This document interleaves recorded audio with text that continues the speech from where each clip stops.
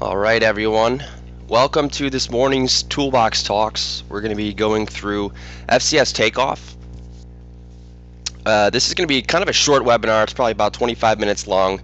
I'm only going to show you the TakeOff module, how you're able to drop in your own image. You could choose one from Google right there within the web-based app. But I'm going to show you guys how to get through this and how to get started. Some of you already have TakeOff and Estimate in your systems right now. If you do, you're going to be looking at an Estimates tab for each property that you do have within your core. Before I really get started here, just know that there's a questions box within your GoToMeeting panel. Go ahead, jot in any questions that you may have. I'll be able to answer those towards the end. So do encourage you to put in some questions if you have any. And I'm inside of a property, and what we're looking at is this property's information. I see my little thumbnail of the front of the building and the aerial image. I have an Estimates tab open. Project ID number, which is right here, it links to this this estimate. We're also going to have a bid number and a project number after this gets sold. So what I'm going to do is I'm going to click Add Estimate to do my takeoff. And we have two types to choose from. We have commercial and residential. Both are very different. Residential, we're going to have the ability to order aerial imagery right here, and it's going to show up in your core in about 4 hours. Or you can choose commercial, and the difference is it's going to pick your field conditions for you. Obviously, the field conditions are going to be different for residential than they are commercial. We're going to choose the estimator and the inspector. The inspector would populate from whoever did this inspection. We could just say that Phil did that. And the section that this is going to apply to. So this is important because this part feeds the client portal budget aspect of things. So you want to make sure that you're quoting for the section of the office, for example, so that way the budgets accurately reflect the office section. We're going to be able to choose our system. These systems are managed by you guys, and these systems are established through templates. Right now we have a lot of them. These are a lot of test systems. They will be isolated per core, so each one of you will have a brand new template to work off of, and you'll start to assemble your own templates there to commonly reuse from. So we can choose all here to have the versatility to choose what type of system that we're going to have the estimate for. I'll just choose all here, and I'll go ahead and submit this. So what we're looking at right now is the beginning of takeoff and ultimately the beginning of an estimate. What we need to do is either utilize the Google Map imagery to capture our image, or we can drop in our own imagery. I'll show you both of those. I'm going to select Use Google Maps.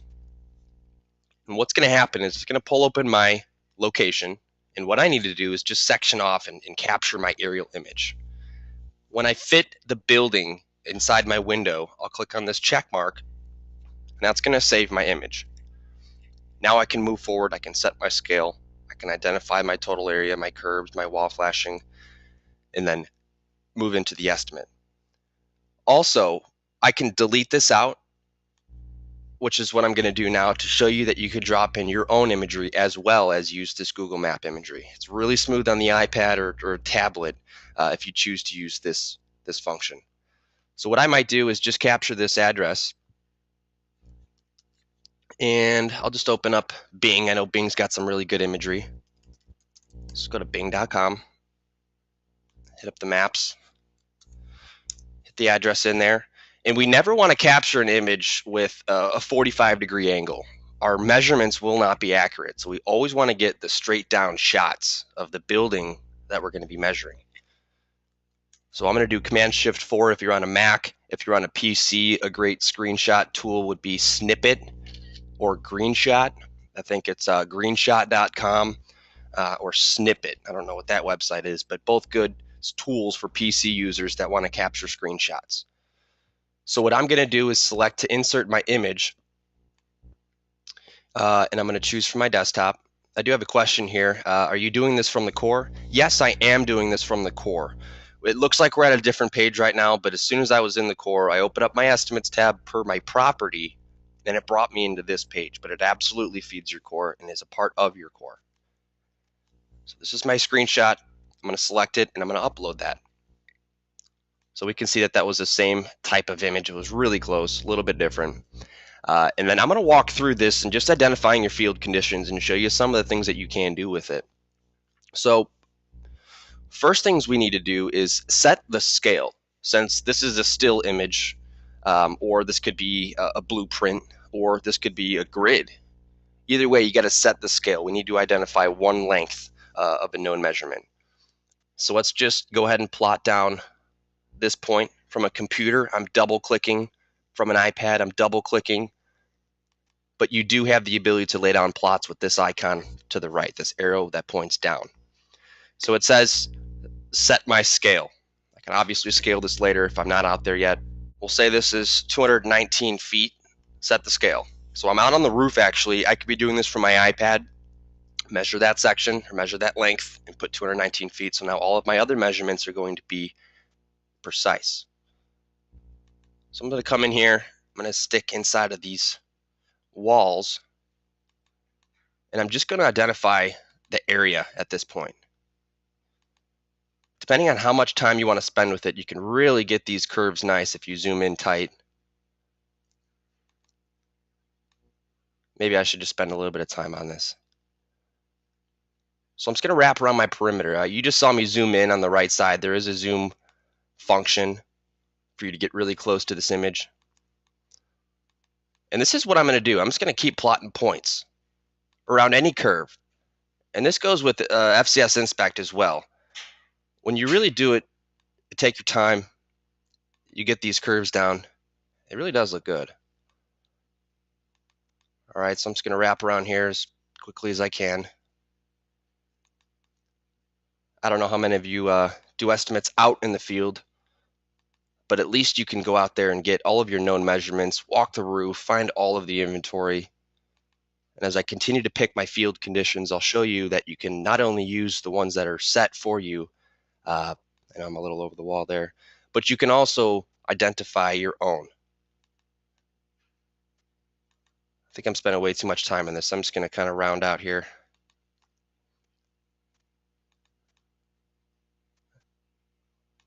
All right. Almost done.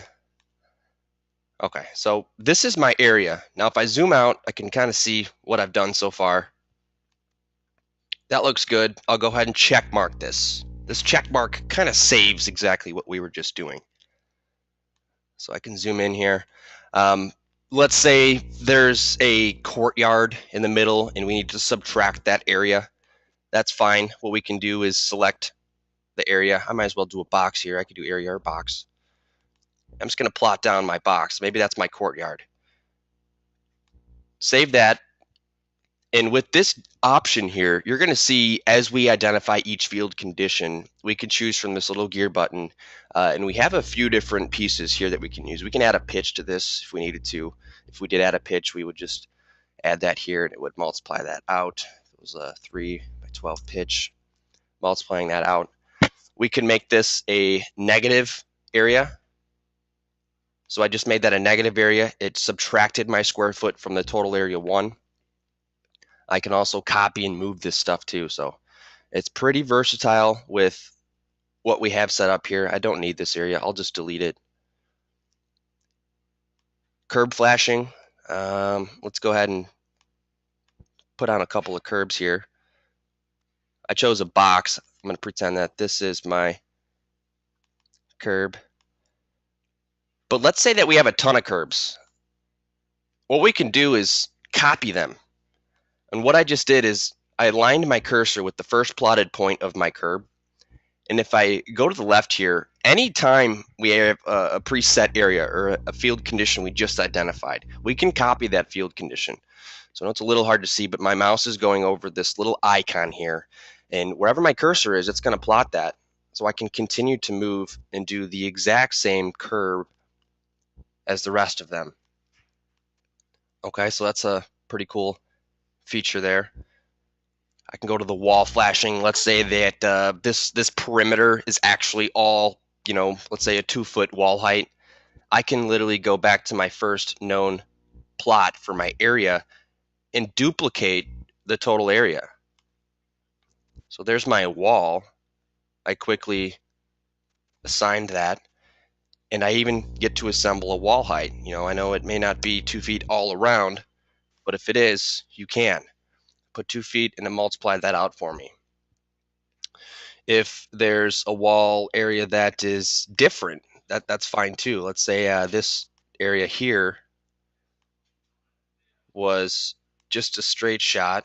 I'll go ahead and save that. And that wall height's a little bit different. That's 3 feet. However many field conditions you need to plot, you can in the same area. Pitch pans, we can establish where those are at. I'll just lay down a couple here. We have soil stacks that we can identify. We have medium and large. I'll just do a couple of each. So if you really take your time, you can, again, develop and make a really nice drawing here if you're just expecting to digitize a blueprint, or you want to export this to Excel to your own spreadsheet. You certainly can. So I'm just going to identify a little bit of everything. I know when I leave a lot of zeros in there, it doesn't look that great. I'm going to identify my drains. And while you're identifying these items, you can change these icons. If you don't like the defaults, I think there's over 100 of them in here, you can choose that they're different. All right, so maybe, for scuppers, I actually want these to be blue. This one, not blue. This one. There we go. So the scuppers, I can change the color on that. You could pretty much change each one of those field conditions down to the coping, gutter. I'll just do one quick gutter on the outside here. All right, so I think you guys get the point, but you literally go through each field condition, everything that's on the roof. If you do not see something here that you need to identify that is on that roof, you can add a new field condition. You're going to title it, for example, grease trap. This is a plot, maybe, or a line, or an area. And I can add that. And since it's a plot, I can change that icon. I need this grease trap to be black. So I know that there's a grease trap here. All right, so I got everything done. Let's say that I'm done with my drawing. So I'm just kind of squeeze this tight. I can include some notes too down here. These notes are specific to this drawing, and they will export with the PDF. And I'll show you that in just a second. So a couple things we can do. Let me explain these icons in the top right here. This X icon is what's going to allow you to delete this image and clear all of the information as well if you wanted to start over. You could reset the scale using this ruler. If you found, oh wow, I actually measured the wrong wall. Let me go ahead and plug in that other value. You can reset the scale and all of your field conditions will come back with the appropriate measurements. You can hide all of the comments and you can show them. Right? You can export this to a CSV. If we exported this to a CSV, we would be able to manipulate this in our spreadsheet program. So what this did is it just identified all of the measurements that we had captured for the field conditions, from the total area, curb flashing, wall height, everything that you've entered in for the field conditions, and even the one that I added, the grease trap, there's only one of those. So again, if you have your own spreadsheets and you like them, that's great. You can use that simply just by grabbing the drawing, doing it whether you're in the field or you're in the office, and exporting that to your program. All right, so I'll close that out. Some other things you could do is, let me check this top box, and it's going to show all of what I've done so far. And what I can do from here is export this as a PDF. My GoToMeeting's in the way. So if I click PDF, it's going to take all of my drawing, everything I've done so far, generate a PDF copy for me. Okay. So I know my notes didn't come through there. So this takes all of your icons puts it on a background. You can choose to not have the photo there too. If you do not need that photo there, I don't know why my notes didn't show up. Oh, I might not have saved my notes. So you got to save your notes if you want them to show up. All right. The other thing that you can do is remove this background picture. Let's say that you wanted to take away all the labels too. You can generate a PDF of just these icons without anything there, the white background. Okay, so just showing you guys the versatility.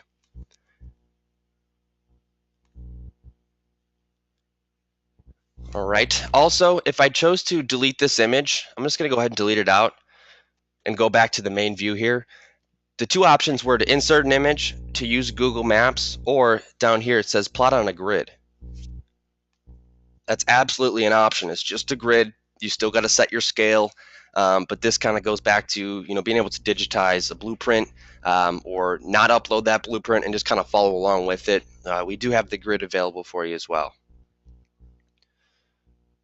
All right, so what I'm going to do now is, of course, open it up for questions, but at the same time, I'm going to open up my iPad and kind of show you how easy it is to do it from your iPad as well.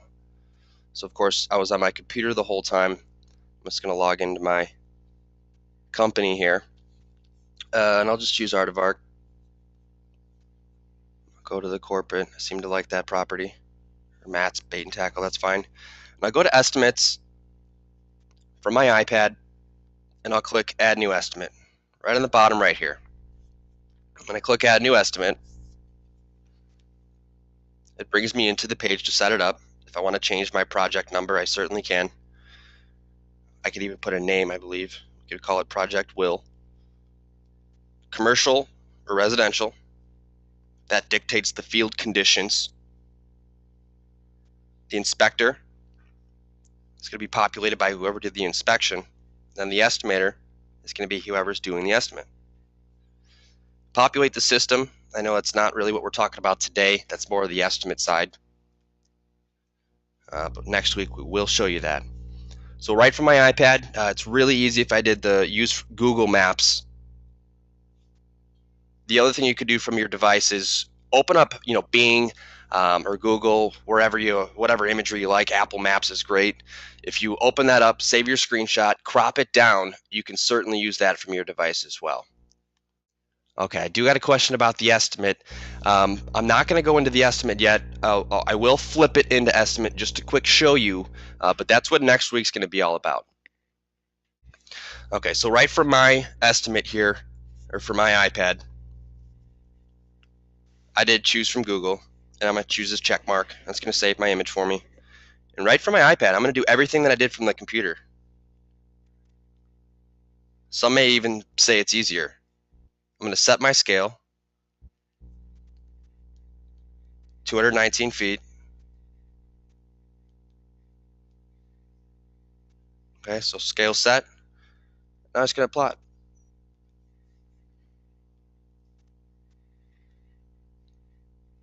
The same way that I did it from my computer, you could be out there on the roof, at least capturing an accurate inventory.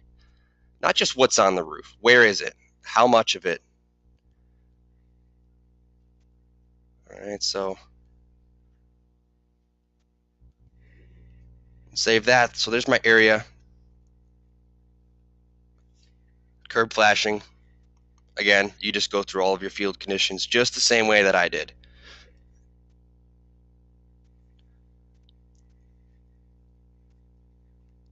All right, I could choose box here too.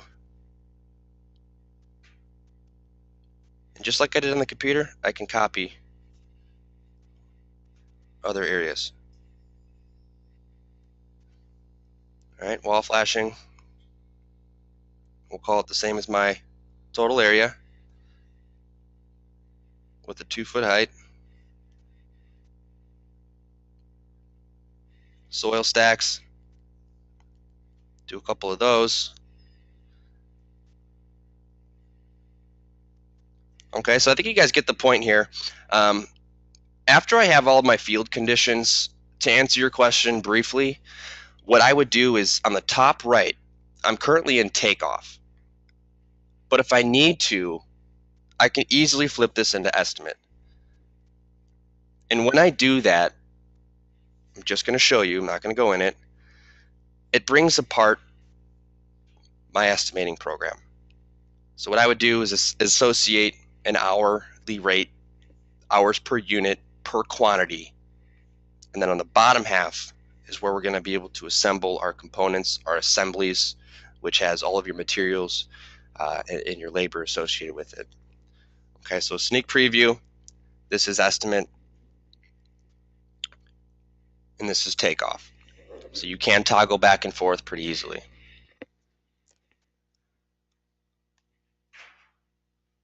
All right, any other questions? Go ahead and populate them in. I'll give you guys just a couple of minutes to put in any questions you may have.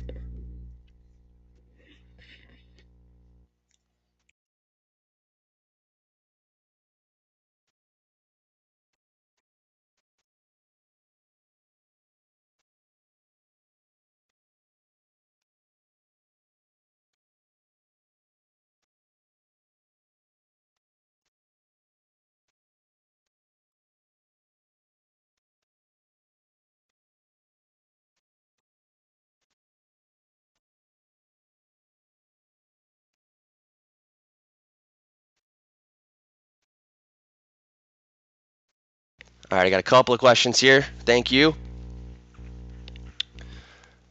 Okay, so people want takeoff turned on. Excellent. It's really easy, guys. If you want to use it for literally just digitizing blueprints, that's totally worth the money. If you want to get out there in the field, at least capture all your measurements. This thing's ready to go right now. Super easy to use. Your estimators can use it. You're not tied down to a seat. It's unlimited seats, unlimited users. And FCS is running some pretty cool promotions right now on it. You know, it's a low cost to get into it. But certainly provides a large benefit where you don't have to pay per seat within. So if you're interested, give us a call, give myself a call. I'll be happy to take you through it, answer any specific questions you may have on it. We are approaching the Super Users Conference, which is coming up here. It's going to be a really big event. We have a lot of our contractors coming. We're going to have a lot of success stories to share. How some of the companies got started, what some of their difficulties were, how they overcame them. That's from March 13th to the 15th. So if you're already coming, great. We'll see you there. If you're not, I know there's some emails going out. If you're interested in hearing about more, shoot me an email. I'll be happy to share with that to you. But again, March 13th through the 15th. And if you want to stay Saturday, Sunday up at the Grand Geneva, this is where we're hosting the event. There's going to be a snowcross event, which is what I'm really excited about. So again, Grand Geneva, it's in Grand Geneva, Wisconsin. It's about 20 minutes from our facility here if you've been out to FCS before.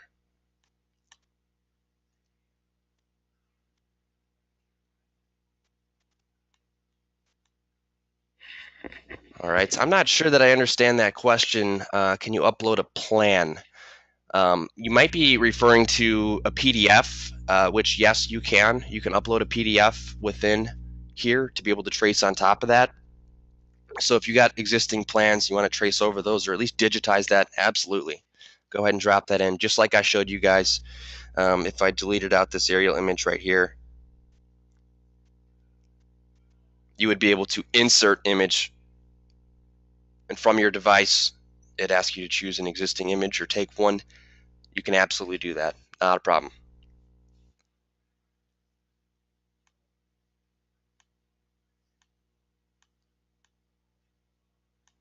All right. I think that's it, guys. Well, I appreciate it. Next week, we're going to be going through estimates. So we're going to do another takeoff. We're going to convert that into an estimate, and we're going to build some assemblies, show you guys how it links directly to time card, directly to operations. It gives you real-time job costing. It tells you where you're at with labor, if you're on track to meet the plans, or if you're scheduled to go over. So some pretty great things. We also have, a bid calendar coming out, a way for you to track backlog, what's currently in progress, what's still sold. So we're trying to give you guys visibility across all areas of the business. There's also going to be a billing piece that's going to come into play within operations. You guys are going to be able to do, percent complete billing within the system. So excellent things. We'll be happy to show you guys that over the next few Toolbox talks. So thank you. If you have any other questions, shoot me a call, give me an email, whatever's easier for you. But thank you guys, and we'll see you next week.